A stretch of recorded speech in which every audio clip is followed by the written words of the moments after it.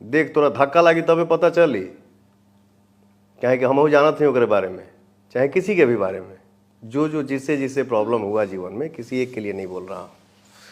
बोल भी दूंगा, ऐसा नहीं है, मैं डरता नहीं हूँ किसी से, मैं सम्मान करता हूँ।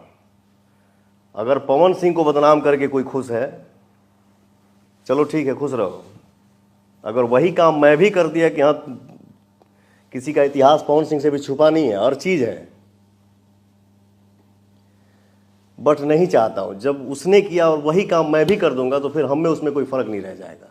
चलो ठीक है, पवन सिंह खराब है, तुम साबित करना चाहते हो ना पवन सिंह घटिया है, ठीक है, समय होता है, समय बलवान होता है, मुझे बोलने की ज़रूरत नहीं है। माँ बाप के मुंह से आदमी सुना है दीवार को भी कान होता है, और सच्चाई छुपती नहीं है, एक ना एक दिन सामने आएगा ही, वो चाहे पवन सिंह की सच्चाई हो, चाहे आपकी या दुनिया में किसी भी इंसान की।